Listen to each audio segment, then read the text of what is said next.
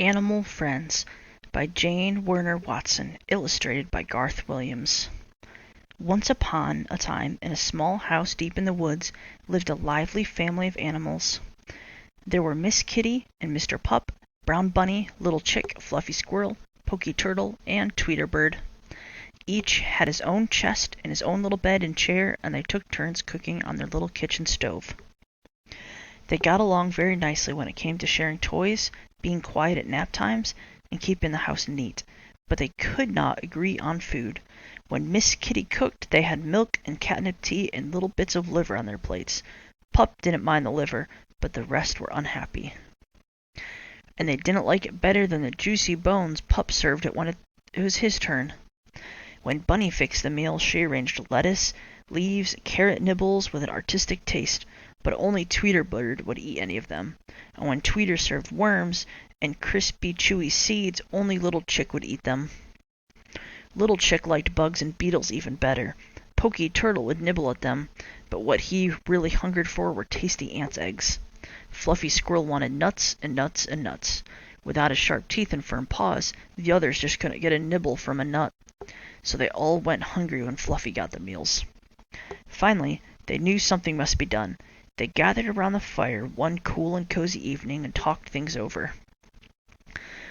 "The home for me," said Pup wistfully, "is a place where I can have lots of bones and meat every day."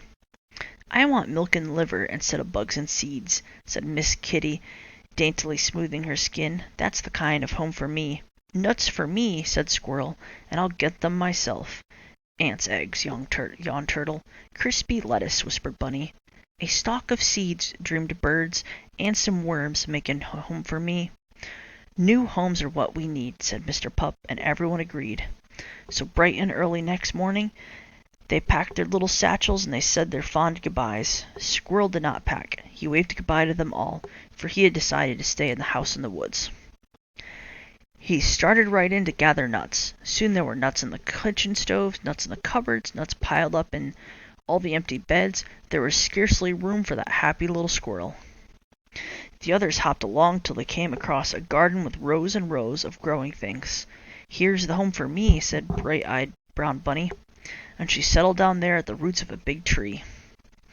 Little Chick found a chicken yard full of lovely scratchy gravel bugs, where lived all kinds of crispy, crunchy bugs. "Here I stay," chirped Chick, squeezing under the fence to join the other chickens there. Poky Turtle found a pond with a lovely log for napping, half in the sun, half in the shade. Close by the log there was a busy, bustling ant-hill, full of the eggs Turtle loved. Tweeterbird found a nest in a tree above the pond, where he could see the world, the seeds on the grasses and the worms on the ground. "This is the home for me," sang Bird happily. Miss Kitty went on until she came into a house where a little girl welcomed her.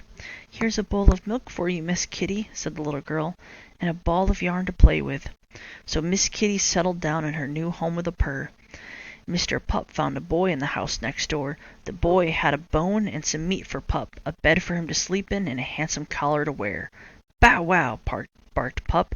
"This is the home for me." That night each one said, as they went to sleep, "At last I found the best home of all, the best home for me." The end.